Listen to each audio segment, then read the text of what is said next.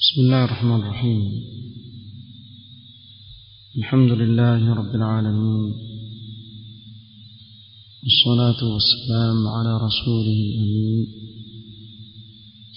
محمد وآله وصحبه أجمعين، أما بعد. leo ikiwa ni tarehe 17 mwezi wa Ramadhan mwaka wa 1441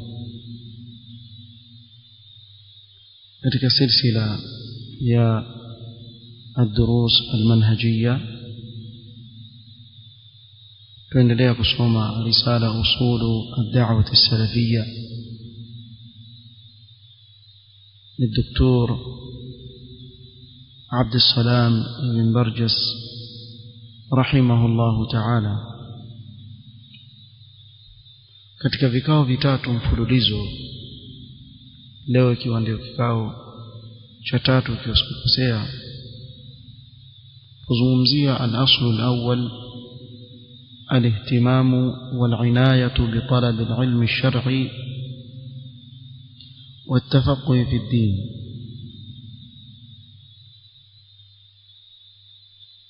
msingi wa kwanza aliotaja katika msingi ya da'wa salafia mubaraka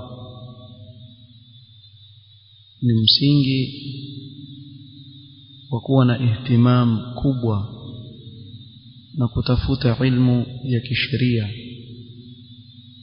na kuifahamu dini ya Allah azza wa jalla. Jana tuligusia katika vigawanyo viwili vya ilmu ambayo ni fardhu ain au ni fardhun ala kulli ahad, ilmu ambayo ni faradhi kwa kila muislamu kuisoma na kuitambua. Na hii ni changamoto kubwa kwa ndugu zetu ambao walillahi alhamdu wal minna wameanza kuifahamu hii da'wa na kuipenda. Ni juu yao kutafuta ilmu wala si kufanya ushabiki, sababu pia hawa wako baadhi ya ikhwa hadana Allah wa iyahum katika suala la kuinusuru hii da'wa na kuipenda hii da'wa. Utawasikia wakizungumza vizuri hii da'wa na wakiwazungumza vizuri walinganizi wa da'wa hii, lakini tatizo lilioko hawajisumbui katika kutafuta ilmu. Baadhi yao hawajisumbui katika kutafuta ilmu, na mara nyingi kama hawa huchafua sura ya hii da'wa. Utawakuta waenda sehemu na kuizungumza hii da'wa bila ya ilmu, na mara nyingi huingia katika mijadala na kuanza kuzozana na watu. Hayo yote ni kwa sababu ya uchache wa kutojishughulisha na ilmu ya kisheria na kufahamu akhlaq anazotakikana kujipamba nazo yule anayejinasibisha na hii da'wa. Kwa hili ni jambo muhimu sana, na huu msingi ufahamike. Ikiwa wewe kweli waifuata hii manhajus salaf, basi una uwajibu wa kujishughulisha na kutafuta elimu. Tafuta ilmu. Ikiwa kuna marakiz karibu na pale unapoishi, nenda kasome. Ikiwa kuna darasa katika misikiti ya masalafi yaliyo karibu, lazima utenge muda uende ukasome, utafute ilmu, na usishibe kutokamana na kutafuta ilmu. Leo biidhnillah ta'ala tutaanza na kauli ya المصنف رحمه الله. قال أما الثاني، azungumzia kigawanyo cha pili, wa huwa fardhu kifayati min al-ilmi, ilmu ambayo ni faradhi ya kutosheleza. Bimaana baadhi wakiitafuta ilmu kama hii, basi dhambi itaanguka kwa Waislamu wote, ingawa wasipoitafuta itakuwa ni sababu ya wote kupata dhambi. Wallahu almusta'an. قال وهو فرض الكفاية من العلم فهو ما دون ذلك. بمعنى هي wajibu wake uko chini ya ile ya kwanza ni kwa kila mmoja, ama hii wakisimamia baadhi katika huu umma alhamdulillah. والاشتغال به أفضل من الاشتغال بالقربات من نوافل العبادات على الصحيح من أقوال أهل العلم. na mtu kujishughulisha na hiki kiwango cha ziada katika ilmu ni fardh kifai ni bora zaidi kuliko kujishughulisha na ibada yoyote inayomkaribisha na Allah subhanahu wa ta'ala katika ibada zinazopendekezwa katika kauli sahihi ya wanaoviona. Bimaana kuswali swala za sunna, kufunga funga za sunna, kufanya umra baada ya ile ambayo ni ya wajibu kwako, kufanya ibada ya haji baada ya kufanya nguzo yako ili ya tatawwu, na nyinginezo katika ibada ambazo ni za sunna za kupendekezwa. Haji kwa umri ni mara moja pekee yake ndio faradhi, baada ya hapo ni tatawwu. Kwa hiyo tuzungumzie ile haji ya tatawwu, tuizungumzie ile ya nguzo. Ile ya nguzo bila shaka ni bora, sababu kile kinachopendeza zaidi mbele ya Allah ni kile ambacho Allah amekifaradhisha juu ya waja wake. Kiufupi, ibada hizi za sunna zote kilichokuwa bora kabisa ni ibada ya kutafuta ilmu. Hii ilmu ambayo ni fardh kifaya. Kama warada an al-Imam Ahmad rahimahullah annahu qala ta'allumu al-ilm, al-Imam Ahmad asema kujifunza elimu wa ta'limuhu na kuifunza ilmu afdalu min al-jihad wa ghayrihi mimma yutatawwa'u bihi, ni bora kuliko jihad fi sabilillah na nyinginezo katika ibada za sunna, katika ibada za tatawwu zinazopendekezwa. ونحن أسمع الشيخ البرجس ونحن قد أدركنا كبار السن في بلدنا هذا من العامة يحفظون بعض متون العقيدة. سمع نسيسي tumewadiriki baadhi ya watu wazima katika nchi yetu hii, nazungumzia mamlaka, baadhi ya watu ambao ni awamu katika watu wazima wamehifadhi baadhi ya mutun za aqida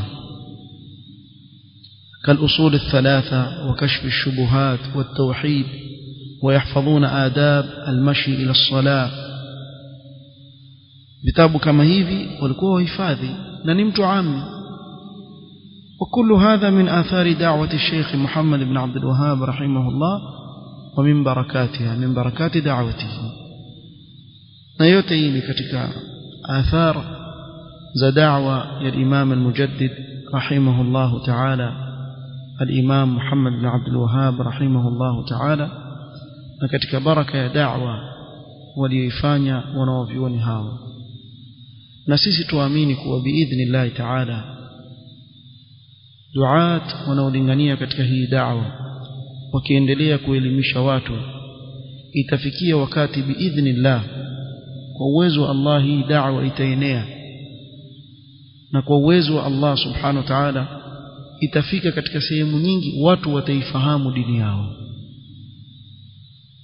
Na tulab alilm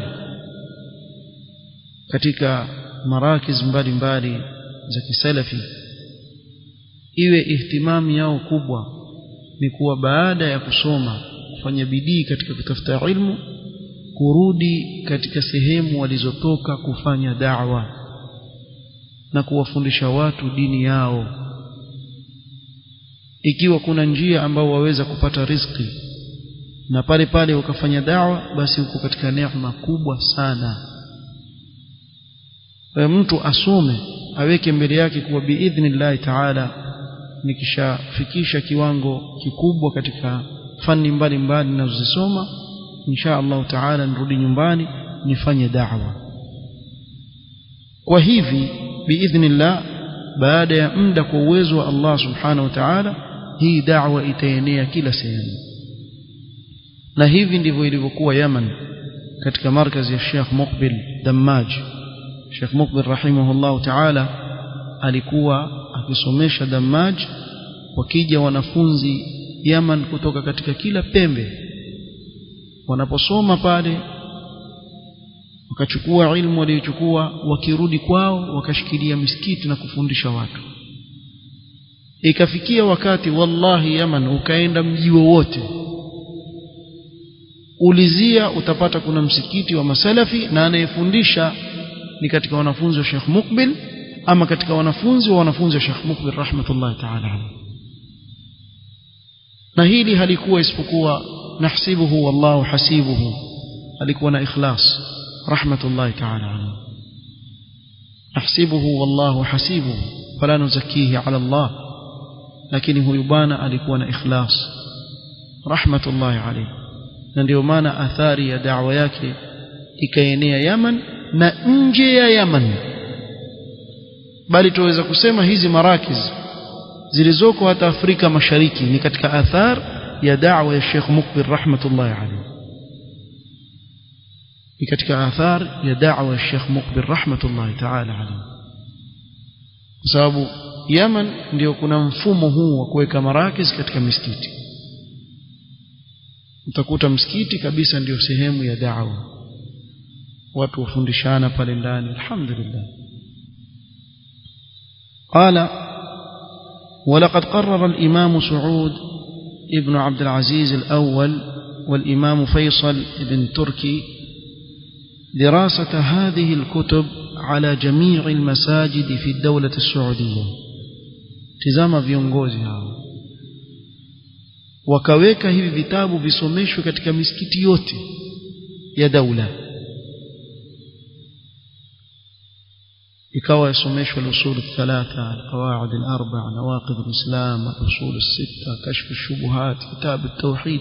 Vitabu vya tauhidi visomeshwa katika kila pembe ya mamlaka, na ndio maana hali mkaiona vile ilivyokuwa, neema ya da'wa ilivyokuwa imeenea wakati huo. Kwa hivyo ikawa hivi vitabu vimeenezwa na hawa wafalme wakaamrisha visomeshwe kila mahali. Fahafidhaha wallahi alhamdu alkibar wasighar, wakavihifadhi vitabu hivi wakubwa kwa wadogo, al-ammatu wa talabatu al-ilm, awam na tulab al-ilm, kama yaarifu dhalika kathirun mimman i'tana bihadhi al-akhbar wa kathirun min kibar as-sin al-mawjudin al-an. Sema watu wazima wengi ukiuliza watakwambia habari hizi. وهذا هو السر الوحيد في بقاء هذه البلاد نقية من أدران البدع. أسمع أنا هي ndio siri ya pekee kubakia hii nchi ni safi kutokamana na uzushi, na hivi ndivyo ilivyo. Ni nchi safi kabisa, mpaka watu wa bid'a kutoka nchi nyingine watakalazima pale wafanye bid'a. Ndio utaona katika misimu ya haji, msimu ya haji, wakiwa Arafa, watu wako Arafa wafanye ibada zao, jamaa mbeba vijitwari vyao bungubu. Nyi watu wako wapi? Nyi mko wapi? Yani kuna watu wana matezo kweli kweli kwenye ibada, ama khurafi hao wana machezo sana katika ibada. Eti mtu abeba mijigoma yake Arafa, wakati watu waomba dua, watu wafanya adhkar, watu wamsabbiha Allah subhanahu wa ta'ala, wamuomba Allah subhanahu wa ta'ala, mtu amekaa piga twari kisha wacheza. Hawa watu wazima. Sasa alafu waje kuambiwa tumpiga ndani ya Saudia. Sasa nyinyi ndio mumpiga. Haya mambo hakuna kule. Kadhalika yale walikuwa wameanzisha, ikifika siku ya Maulidi, haram pale an-Nabawi, pale ambapo Mtume sallallahu alaihi wasallam amezungumzia kuhusu jambo la uzushi, kuwa mwenye kuzua uzushi au awa muhdithan fa alayhi la'natullah wal malaika wan nas ajma'in. Man ahdatha fiha hadathan, mwenye kuzua uzushi ndani ya Madina au akamlinda mzushi. Na kuna maelezo mengine wanaoviona katika hadithi hii, lakini mmoja wapo katika maelezo yake, fa alayhi la'natullah, mtu atakia laana ya Allah na malaika na watu kwa idadi ya watu wote, watu wasimama pale wapiga maulidi yao ndani ya Masjid Nabawi, wakatangaza tumefanya ndani ya msikiti wa Mtume sallallahu alaihi wasallam hili jambo, ikawa mavideo yatembezwa. Subutu mwaka ule ufuata kufanya kitu, ukashikwa tu waganyiza peremende watu wa ndani, kimya, hakuna yoyote aliyefanya mwaka unaofuata. Hakuna ukhurafi bwana kule, hawakubali ukhurafi, na Allah ana hikma kubwa kuwajalia wale kwa watawala wa nchi ile, kwa sababu lau kama ingelikuwa watawala wa pale ni mashia au makhurafi, waislamu tungeaibika, maana kungejazwa makaburi mpaka kwenye al-Kaaba. Kama mashia Khomeini wangemzika kwenye al-Kaaba, ingelikuwa ni izara kwa waislamu, lakini Allah amehifadhi nyumba yake, alhamdulillah. Kwa nchi ikabakia ni safi kabisa. Wallahi hakuna hata kaburi moja limejengewa ndani ya mamlaka, sio mafahamu, hata kaburi moja. Makaburi ya masahaba mtu yako vile vile kama yalivyoachwa na masahaba Mtume Muhammad sallallahu alaihi wasallam, hakuna hata moja limejengwa. Kwa nyinyi zungumzeni hii nchi ikiwa kuna upungufu huko, binadamu ukosea, lakini mbona upande huu hamwangalii kuwa ni nchi imebakia katika kupiga vita mambo ya uzushi yanayopelekea watu kama haya ya uzushi yanayopelekea watu katika shirkiyat. والله المستعان. فلو لم يكن العامة على علم بعقيدتهم لفشى فيهم شيء من البدع والشركيات. لو كما عوام hawangekuwa na elimu ya kufahamu itikadi yao angalau chache, basi kungeenea kule mambo ya uzushi na mambo ya shirki, kama ilivyo hapa. Masikia mara watu wachinja kondoo wa corona, soma al-Badiri. Maskini hawafahamu kwa kitendo wanachokifanya ni ushirikina. Na ahlul bid'ah masha Allah, awamu wanavyotaka wao wako sawa. ولكن العلم حصن حصين ودرع متين. fahamuni kuwa ilmu ni ngome yenye nguvu itakayomhifadhi muislamu biidhnillahi ta'ala kutokana na upotofu. Man tahassana bihi wuqiya sharran kathira, mwenye kujihifadhi na ngome ya ilmu, basi huyo atahifadhiwa kutokana na shari nyingi sana. Mmeona nyinyi habari za watu wa bid'a na vituko wanavyofanya. والطريقة التي ينال بها العلم يصعب أن نحددها. njia ambayo mtu upata ilmu sema ni ngumu kuiwekea kuwa ni hivi, bihaithu inna kulla shakhsin yakunu mulzaman bittiba'iha, kwa kila mtu lazima afuate njia hii ndio apate ilmu. La, ولكن أحسن الطرق في نظرنا هي ما كان عليه علماؤنا رحمة الله تعالى عليهم أجمعين. njia iliyo bora kabisa ni ile njia ambayo waliokuwa nayo wanavyuoni wetu rahmatullahi ta'ala alayhim ajma'in, ingawa kama atakavyotaja maneno Imam Saadi nitawaeleza. قال وفي هذا يقول الشيخ العلامة عبد الرحمن بن سعدي رحمه الله تعالى كما في فتاويه: وتعين ما يشتغل به أي طالب من الكتب يختلف باختلاف الأحوال والبلدان. يعني كويدي ساساني وتعيين ساساوا وتأسي وتعين. وتعيين ما يشتغل به أي الطالب من الكتب يختلف باختلاف الأحوال والبلدان. نعم نقول كبيس تعيين kuchagua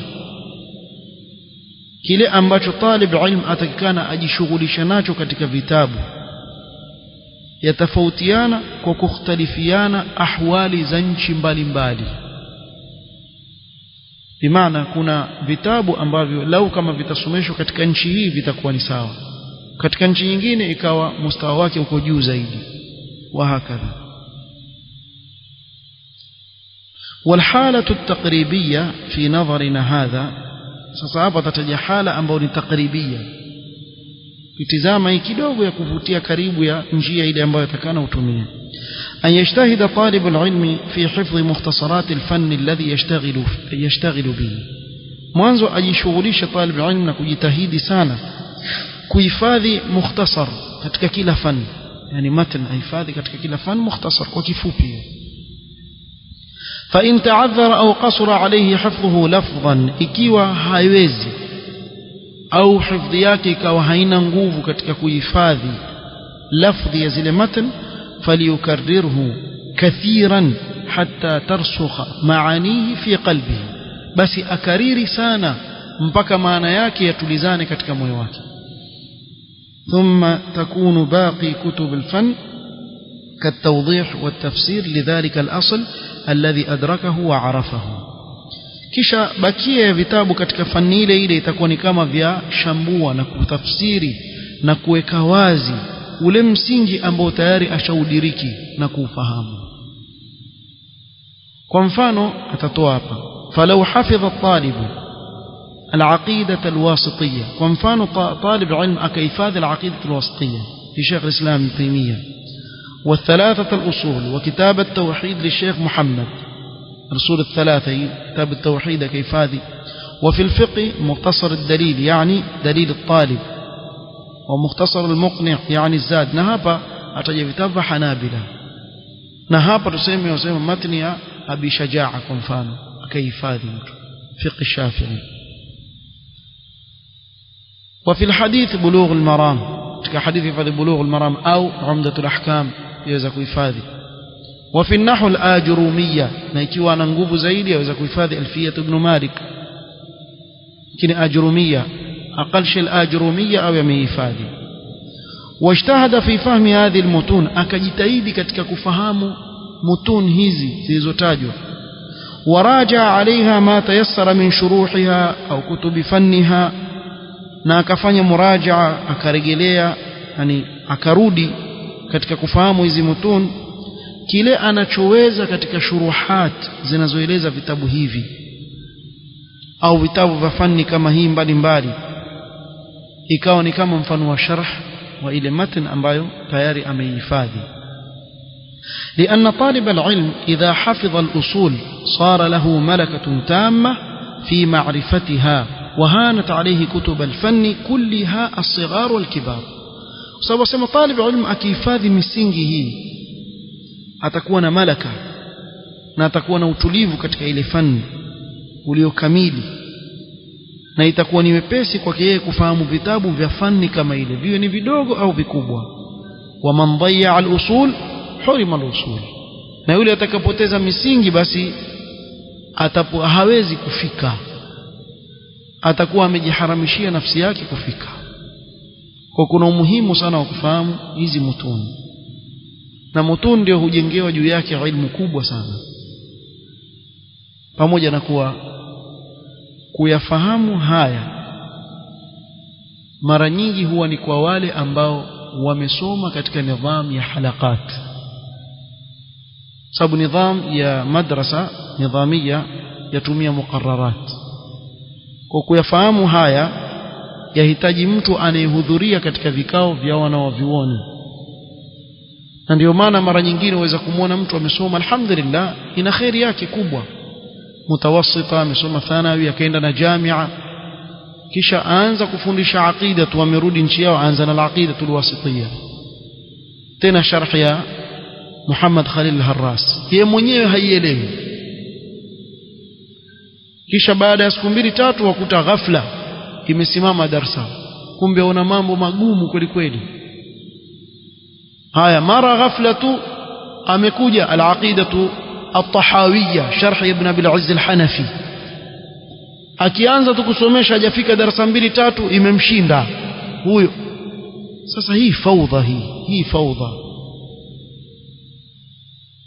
ya kubidi urudi wanaovioni, kwani wao wapanga vipi? Na alhamdulillah leo kuna rasail zimeandikwa katika kueleza kila fani mtu aanze kitabu gani amalize, na hii pia ni kulingana na kila nchi, watu watafautiana. Kwa mfano waweza kuona, mfano mimi natoa huku kwetu, waweza kusomesha al-Ajurumiyya lakini sharh gani ambayo yaeleweka, waweza kusomesha sharh ambayo mtu kama sharh Sheikh Ibn Uthaymeen rahimahullah ta'ala ni nzuri, pamoja na kuwa kidogo ni kubwa. Ukasema kuwa mimi nitasomesha Tuhfatul Usabiyya mathalan, ama kile kitabu alichokiandika Sheikh Ahmed al-Usabi kabla Tuhfatul Usabiyya, sawa jina lake chaitwaje, التعليقات للتعليقات. ukisoma hii kwa mfano utakuta kuwa yamsahilishia yule talib ilm katika kuifahamu nahwu. Na kuna wengine pia hawaielewi ajrumia, yabidi warejeshe katika nahwu alwadhih. Kwa mfano an-nahwu alwadhih tena ibtidai, uanze naye mwanzo kule chini uje naye mpaka juzu 3 zile zimaliza, pengine ndo akija kisoma ajrumia alhamdulillah elewa vizuri, kisha ndo uendelee naye. Hii pia ni njia ambayo yatumika. Kwa hivyo yatafautiana sehemu moja na nyingine, na mwalimu mzuri zaidi ni yule ambaye awasoma wale wanafunzi anawasomesha. Akiona wapata uzito katika fani fulani, katika kitabu fulani, aulizie wenzake. Na alhamdulillah kama huku kwetu akhuna Sheikh Abul Fadhl hafidhahullah ana manhaj nzuri sana ameandika kwa ajili ya markazi ya Sheikhul Islam. Waweza kuchukua ile ukapata mwongozo mzuri sana katika namna ya kupeleka zile halakat, kwa mfumo ambao utakuwa wawiana na ile sehemu unaotokea. Sasa usianze kuwafundisha watu kwa mfano katika aqida moja kwa moja kwanza alqawaid almuthla, wakawa hawakuelewa unachokizungumza. Ndio pale wapata siku wa mwalimu ana matatizo, la hawakuelewi wazungumza nini, kwa sababu hawakupitia huku chini wakaja wakafikia katika kuelewa wazungumza nini. So kuna vitabu ambavyo vitakana vipitiwe huku chini ndio ufikie hapo utakapofikia. faman harisa ala hadhihi alulum an-nafi'a فمن حرص على هذه العلوم النافعة واستعان بالله أعانه وبارك له في علمه وطريقه الذي سلكه. yoyote mwenye kuwa na pupa hizi ilmu zenye manufaa takamsaada kwa Allah subhanahu, Allah atamsaidia na kumbariki katika ile ilmu na ile njia anayoifuata. ومن سلك في طلبه للعلم غير الطريقة النافعة, na yoyote ambaye tafuata katika ilmu njia isiyokuwa na manufaa, fatat alayhi alawqat, atapoteza muda mrefu sana bila faida. walam yudrik illa alana, na hapati isipokuwa tabu tu, atapata tabu sana. Na hawa pia wako wanafunzi wale ambao yoingia darasa hii atoka, ingia darasa hili atoka, hasa ikiwa markaz kama kwa mfano nakumbuka tukisoma Yemen markaz ya Damaji, wakati ule ilikuwa siku moja kuna darasa zaidi ya 200. Kwa kila wakati kuna darasa zaidi ya 20-30 zaendelea kwa pamoja, hapa tafsir, pale usul fiqh, pale nahwu, pale kadha, pale fani, pale fanile. Sasa ikiwa hukujipanga wewe kwenda taratibu katika haya mambo na kufuata ule mfumo unaotakana kwa kuwashauri wale waliokutangulia, utamwona mtu aingia kwenye aqida. Taiba aqida waanza na kitabu gani? Wale watu wasomeshwa tahawia, mimi niko fiti naweza kuelewa, anaenda. Akienda pale hakukaa wiki 2-3 waona mambo mabaya kweli kweli, kwa mfano. Na wala si kigumu hivyo hicho kitabu, natoa tu mfano kwa yule mtu ambaye hana misingi.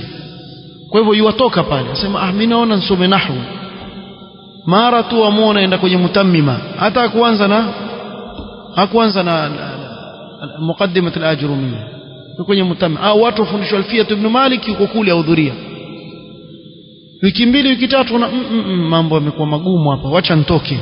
Atoka. Sasa uenda halqa gani? Mimi nafikiria nafaa nisome balagha, huyo ingia kwenye halqa ya balagha. Ewe ukija ukikaa chini mwaka mzima umepita hana chochote. Kwa hivyo lazima pia mwanafunzi ajipange katika hilo, kuwa waanza wapi kwenda wapi. Na hii atakawe makini, si kuwa eti unapupa wewe ndio basi utapata, la, uwe na pupa na ujue njia za kufuata. Na hili huwezi kulidiriki isipokuwa kwa kuwarejelea wale waliokutangulia ambao Allah subhanahu wa ta'ala amewapa maarifa wakafaulu katika ile njia walioifuata. Wafuate, waulize, wala usione uzito. Nenda kawaulize, kwani njia gani ambayo mlitumia katika kutafuta ilmu? yawezekana kuna mahali kufunguliwa vitabu vitatu vya kitabu tauhid, huyo asomesha kitabu tauhid, mwanafunzi wa pili kitabu tauhid, mwanafunzi wa tatu asomesha kitabu tauhid, lakini fulani huyo akisomesha kitabu tauhid ni mzuri zaidi kuliko fulani, ukaenda kwa yule. Lakini kwa ushauri wa wale waliotangulia watakwambia kama huwa maarufu bitajrubati walmushahada, ili jambo lajulikana kwa tajruba, kwa experience na kwa mushahada, laonekana jambo. Intaha kalamuhu rahmatullahi ta'ala alayhi, na hii na mahali pake katika kuifungua zaidi, walillahi alhamdu wal minna. Mahali pake nafikiri tuliwahi kuzungumza huko nyuma darasa ya namna gani mtu atakana atafute ilmu katika fani mbalimbali. الأصل الثاني الحرص على التطبيق العملي للإسلام إن شاء الله تعالى. msingi huo tutaanza kusoma katika kikao kitakachokuja biidhnillah. سبحانك اللهم وبحمدك أشهد أن لا إله إلا أنت أستغفرك وأتوب إليك. بارك الله فيك.